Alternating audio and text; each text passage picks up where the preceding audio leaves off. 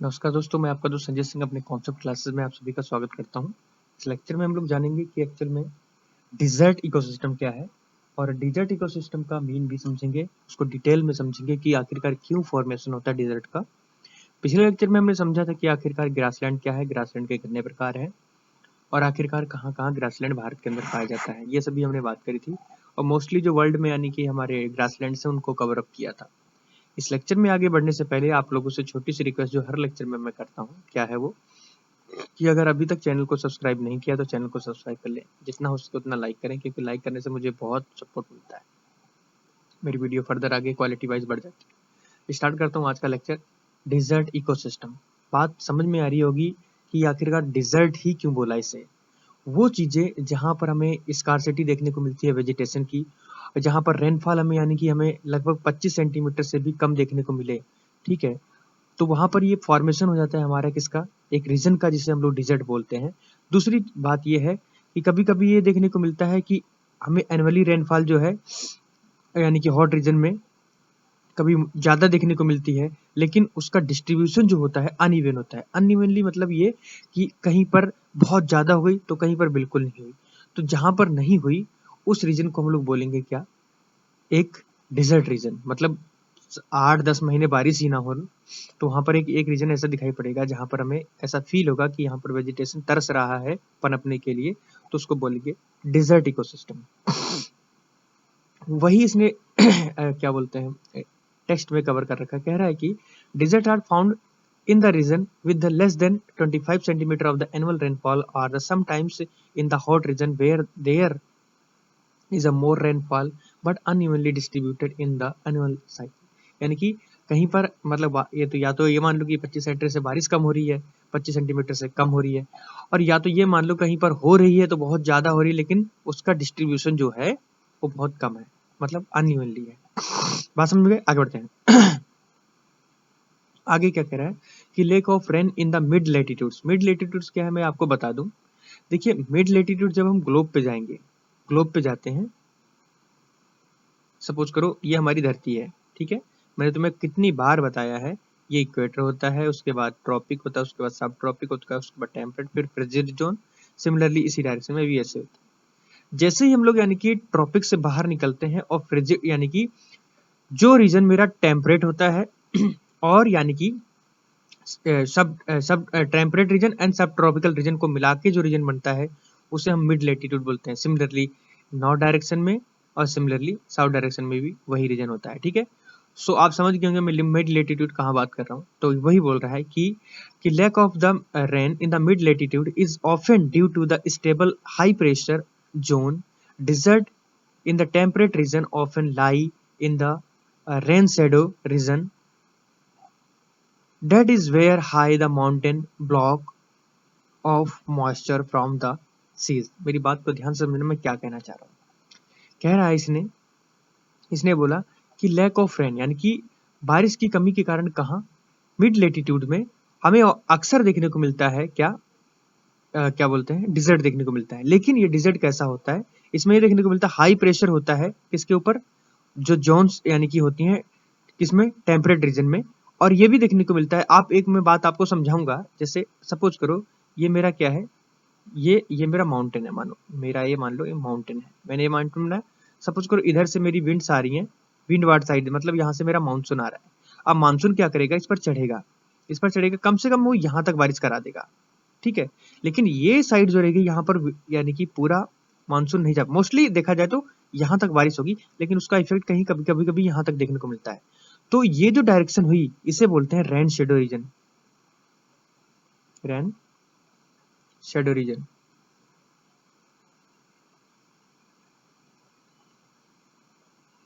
इसे rain shadow reason भी बोलते हैं या लीवार्ड साइड भी बोलते हैं, LELEE वार्ड साइड, इसे लीवार्ड साइड भी बोलते हैं और रेन शेडो रीजन भी बोलते हैं। और ये कौन सा रीजन है, ये है हमारा विंड वार्ड साइड, ठीक है, विंड वार्ड जिधर से विंड आ रही है।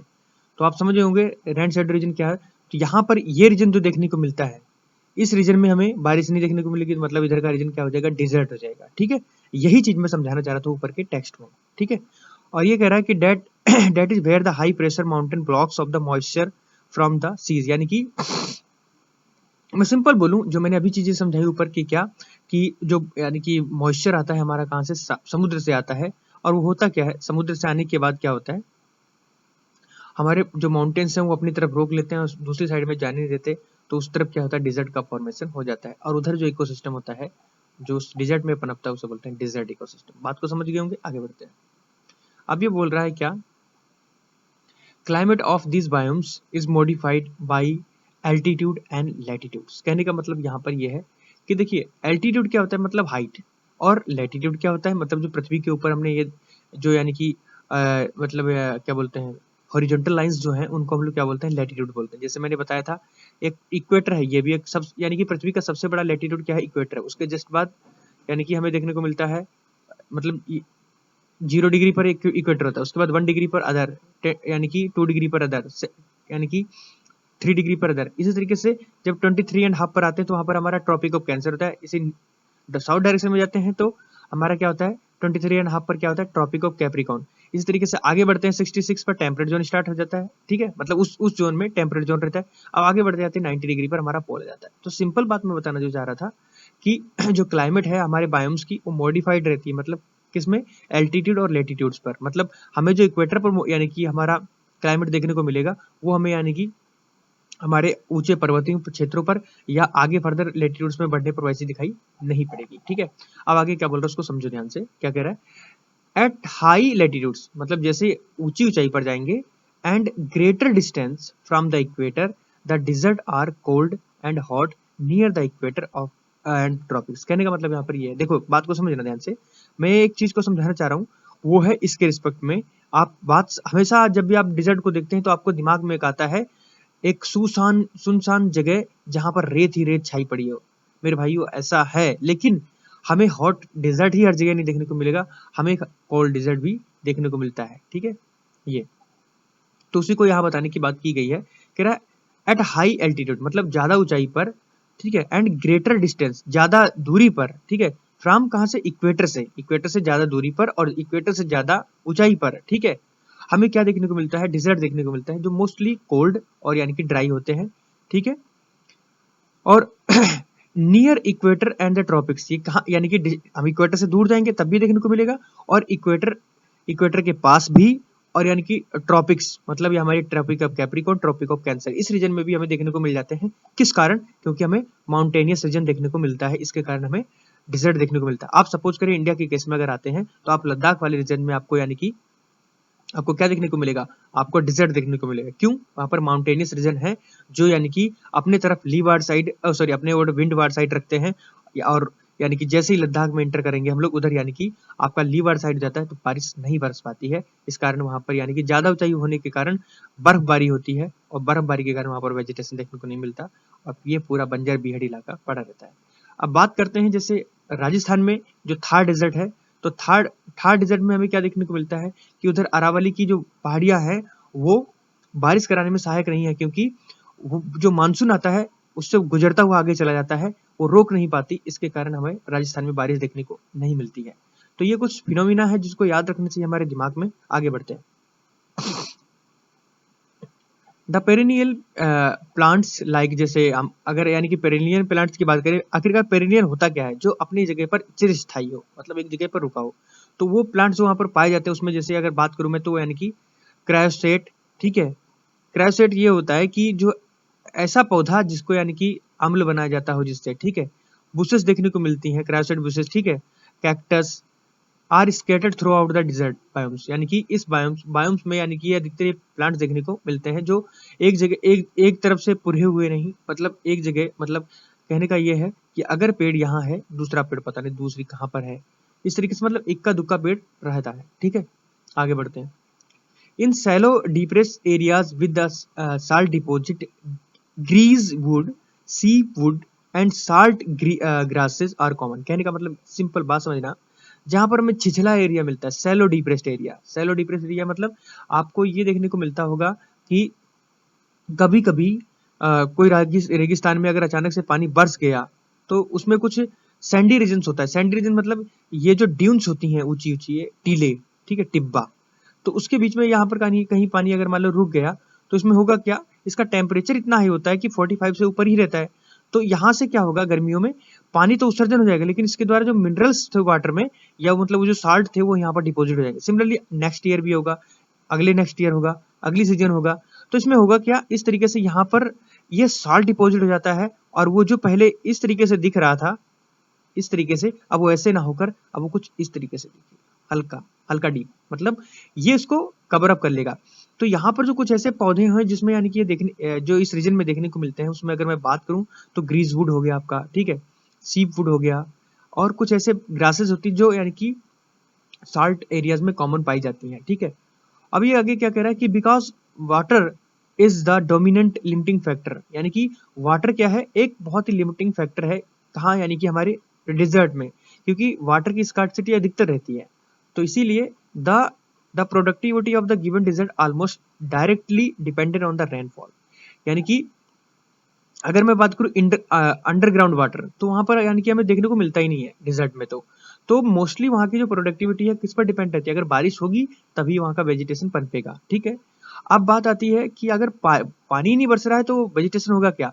तो वहां पर कुछ ऐसे प्लांट्स होते हैं जो अपनी रूट को इतना अंदर ले जाते हैं, जिसके कारण रूट्स, उसकी जो जड़ें होती हैं उसमें यानी कि पानी नीचे से सूखा जाता है, और वो अपने आप को सर्वाइव करवाते हैं।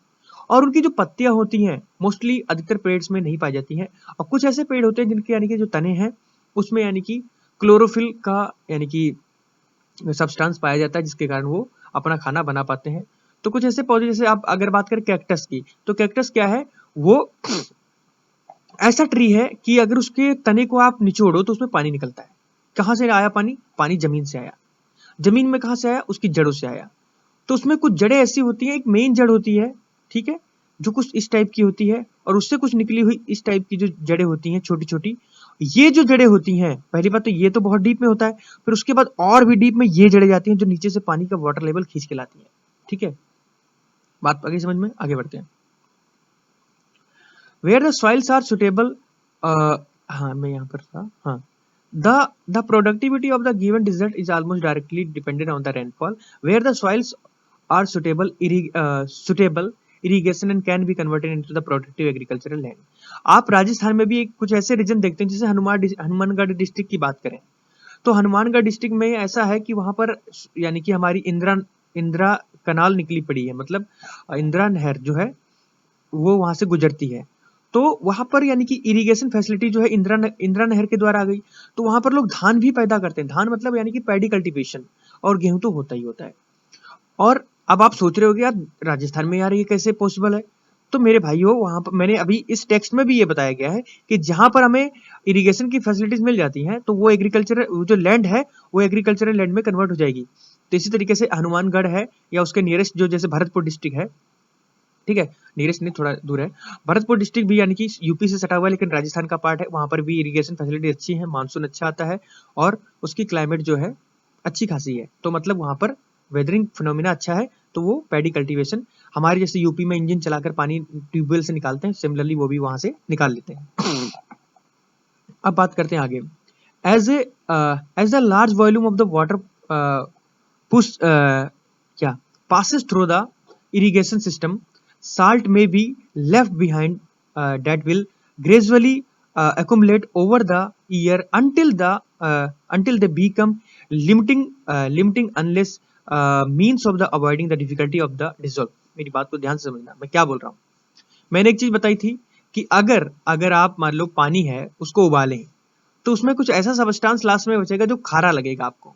सिमिलरली हम जब क्या करते हैं, जब लार्ज नंबर ऑफ यानी कि वॉल्यूम ऑफ वाटर को हम लोग यानी कि जमीन से निकालते हैं इरिगेशन के सिस्टम के थ्रू, तो उसमें देखने को क्या मिलता है, जब पानी वहां से एवापोरेट हो जाता है तो ग्रेजुअली हमें वहां पर यानी कि साल्ट देखने को मिलता है हमारी धरती के ऊपरी लेयर पर, ठीक है।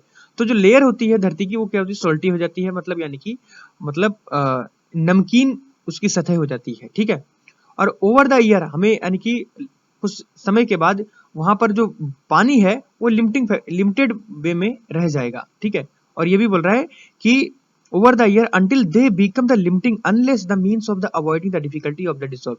इस डिफिकल्टी को डिसॉल्व करने के लिए आगे स्टेप उठाने पड़ेंगे। आगे बढ़ते हैं। अब बात आती है यहाँ पर अडेप्टेशन की। तो यहाँ पर अडेप्टेशन के रिलेटेड में अगर मैं बात करूँ तो desert plant are under the hot and dry condition. देखिए बात को ध्यान समझिएगा, कह रहा है कि जो डिजर्ट प्लांट हैं वो अंडर किसके हैं, यानी कि हॉट एंड ड्राई कंडीशन में होते हैं। आप डिजर्ट में देखें, राजस्थान में देखें, या मतलब जितने भी यानी कि अदर हमारे वर्ल्ड पे यानी कि जो डेजर्ट है, ठीक है, अटाकामा डेजर्ट है, मुझे नाम नहीं याद आ पा रहा है, सो उनमें भी देखें हमें मोस्टली जो यानी कि उसका क्लाइमेट है या उसका वेदरिंग फिनोमिना वहां का जो है हमें हॉट एंड ड्राई कंडीशन देखने को मिलती है mostly.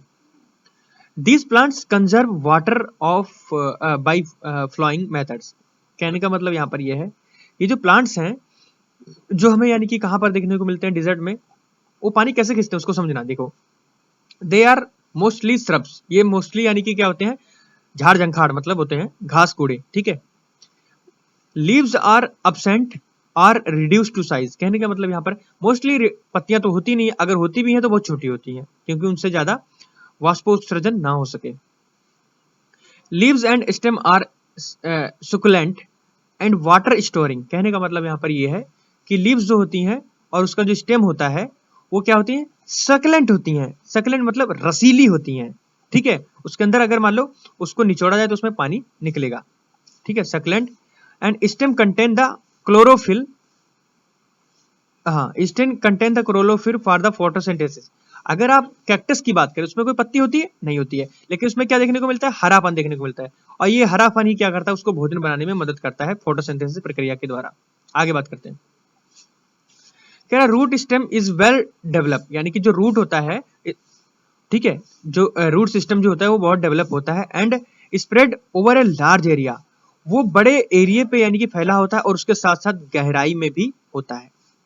The annual where's the present germinating bloom and produce only during the short rainy season and not in summer and winter. कहने का मतलब यहाँ पर यह है कि एनुअल वेरेवर प्रेजेंट जर्मिनेट्स। कहने का मतलब यहाँ पर यह है कि हमें ये देखने को मिलता है अनवली कि जो blooms and the reproduce during the short rainy season and not in the summer winter. कहने का मतलब यहाँ पर यह है कि जर्मिनेट का मतलब ये होता है कि अंकुरित होना। वो लगभग हमें कहाँ देखने को मिलते हैं कि ये बोल रहा है कि annual wherever the present the germinate blooms and the reproduce only during the short rainy season. जैसे ही यानी कि छोटी सी बारिश होती है तो ये पनप जाते हैं, पूरे साल देखने को नहीं मिलते, ठीक है। अब बात आ रही है, this is an adaptation of the desert condition. ये सभी जो कंडीशन मैंने अभी बताई ये सब अडेप्टेटिव क्वालिटीज है हमारे पेड़ पौधों की जो डिजर्ट इकोसिस्टम में जन्म लेते हैं, डिजर्ट में जन्म लेते हैं, डिजर्ट। आगे बात करते हैं, सेकेंड पॉइंट ये कहता है the animal are physiologically and behaviourally adapted the desert condition. Physiologically मतलब यानी कि शारीरिक रूप से वो लोग क्या, मतलब उनका बिहेवियर कैसा होता है, उनका शारीरिक संबंध कैसा होता है किसकी, डिजर्ट की कंडीशन से। तो वहां पर जो एनिमल पाए जाते हैं वो क्या होते हैं, फास्ट रनर होते हैं। अब देखिए फास्ट रनर, आप जब दौड़ते हैं तो आपको क्या वो लगता है, प्यास लगती है, लेकिन इनके अंदर ये फास्ट रनर इसलिए होते हैं कि इनको एक स्थान से दूसरे स्थान तक जाने में कम समय लगे क्योंकि तपती रेत होती है। पिछले साल एक सर्वे फाइंड आउट की गई थी, जो सहारन डिजर्ट में जो आंट पाई जाती है वो लगभग 2.8 फीट पर सेकेंड यानी कि दौड़ती है, 8 फीट पर सेकेंड दौड़ती है ये आंट मतलब चींटी। अगर ऑन एन एवरेज देखा जाए तो एक घंटे में वो 600 किलोमीटर के करीब दौड़ती है। मतलब हमारी ट्रेन या मतलब अच्छी खासी ट्रेनें की स्पीड नहीं है इतनी तेज जितनी तेज वो दौड़ती है, ठीक है, एक छोटी सी चींटी। अब बात आती है यहाँ पर, दे आर नॉट या nocturnal in habit to avoid the sun's heat during night. ये अधिकतर दिन में विचरण नहीं करते हैं, क्यों, इनकी जो हीट है वो मतलब जो सन की हीट है उसको अवॉइड करते हैं, अपने आप को अलग किसी जगह अपने आप को बचाते हैं। ये अधिकतर रात में विचरण करते हैं। फिर आगे क्या कह रहा है, they conserve water by excreting concentrated urine.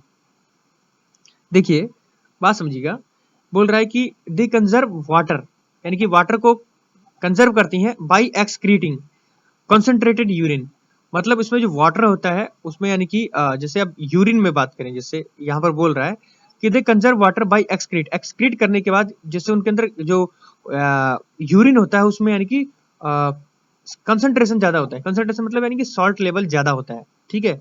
हम लोग जैसे नॉर्मली पानी पीते हैं और यानी कि उसको जिसके बाद जब यूरिन करते हैं तो या तो क्या होता है उसमें यानी कितना सॉल्ट लेवल नहीं होता। जब ये लोग पानी ही नहीं ढेर दिनों तक पिएंगे तो उसमें कॉन्सेंट्रेशन की मात्रा ज्यादा होगी क्योंकि वाष्पोत्सर्जन उसकी बॉडी से हो रहा है। आगे बात करते हैं, animal and the birds usually have a long legs to keep the body away from the hot ground. कहने का मतलब यहाँ पर यह है कि वहां के जो एनिमल्स हैं या मतलब वहां के जो बर्ड्स हैं उनकी टांगे या मतलब पैर लंबे होते हैं कि जैसे मान लो सपोज करो यहाँ पर मैंने एक चींटी बनाई, अब उसकी टांगे अगर छोटी होंगी तो ये जो नीचे तपती हुई रेत है उससे जलता हुआ चलेगा उसका तना। लेकिन अगर इसी की टांगे अगर मैंने लंबी कर दी इस तरीके से तो क्या होगा, इसकी डिस्टेंस थोड़ी दूर हो गई तो अमाउंट ऑफ हीट जो रिलीज होना होगा वो कम होगा, मतलब यहां से जो हीट मिल रही थी वो कम मिलेगी और ये अपने आप को सर्वाइव कर पाएगा। लिजार्ड जो है मोस्टली इंसेक्टिवोरस होता है, आप जानते हैं, and can live without drinking water for the several days. वो लगभग कुछ दिनों तक बिना पानी पिए रह सकती है हमारी छिपकली। अब बात करेंगे हर्बीवोर्स की। Herbivores animals get sufficient water from the seeds which they eat. कहने का मतलब यहाँ पर यह है हर्बीवोर मतलब जो घास भक्षी हैं, मतलब जो घास खाने वाले हैं, उनको अगर देखा जाए वो अपना यानी कि सफिशिएंट जो वाटर है या मतलब उनका जो खाने का जो सिलसिला है वो जो भी खाते हैं उससे प्राप्त करते हैं। जैसे मान लो अगर उन्होंने कैक्टस को खा लिया तो उसमें वाटर मिलेगा उन्हें, ठीक है। एक कैमल जो है उसको यानी कि माना जाता है कि सिप ऑफ द डिजर्ट। वो क्यों उसे माना जाता है, क्योंकि वो लंबे समय तक यानी कि बिना ड्रिंकिंग किए वो लगभग महीनों यानी कि चल सकता है। Mammals mammals as a group of the poorly adapted the desert to desert, but some species have become secondarily adapted। कहने का मतलब मैमल्स जो है वो group of poorly adopted the dessert, बहुत सारे मैमल्स जो हैं वो कम मात्रा में यानी कि अडॉप्ट कर पाते हैं डिजर्ट, ठीक है। बट कुछ स्पीसीज ऐसी हैं जो उनको अडॉप्ट करके चलती हैं, जैसे मैंने अभी चींटी के बारे में बताया, मैंने कैमल्स के बारे में, कैमल ने अडॉप्ट कर रखा है लेकिन सभी एनिमल्स है वहां पर लोग गाय भी यानी कि मतलब डिजर्ट जो जहाँ पर वेजिटेशन सॉरी डिजर्ट में जहाँ पर यानी कि आपको ड्वेलिंग्स देखने को मिलेगी जहाँ पर लोग रहते हैं तो वहाँ पर गाय भी देखने को मिलेगा, ठीक है। मोस्टली गाय देखने को मिलती है क्योंकि वहां पर टेम्परेचर इतना ज्यादा है कि तो भैंसे पालना इम्पॉसिबल है, ठीक है, क्योंकि उनका ब्लैक बॉडी रेडिएशन आप कॉन्सेप्ट जानते होंगे, क्योंकि जब भी कोई ब्लैक बॉडी बाहर निकलती है तो होता क्या है वो हीट को एब्जॉर्ब करता है, और जैसे ही हीट को एब्जॉर्ब करेगा तो क्या होगा वो हफने लगेगा, और जैसे हफेगा उसका यानी कि दम उखड़ेगा, और दम उखड़ेगा तो मतलब उसको पानी की नीड पड़ेगी, और जैसे पानी की नीड पड़ेगी वहां पर पानी की तो स्कार्सिटी है, तो इसीलिए ऐसे एनिमल्स जो हीट को एब्जॉर्ब कम करते हैं वो वहां पर सर्वाइव कर पाते हैं, ठीक है। आगे बढ़ते हैं। A few species of the nocturnal rodents can live in the desert without the drinking water। कहने का मतलब यहाँ पर ये बहुत सारी ऐसी स्पीसीज हैं जो रात को विचरण करने वाली होती हैं, वो डिजर्ट में रहती हैं बिना पानी पिए, बहुत सारी ऐसी स्पीसीज हैं, ठीक है।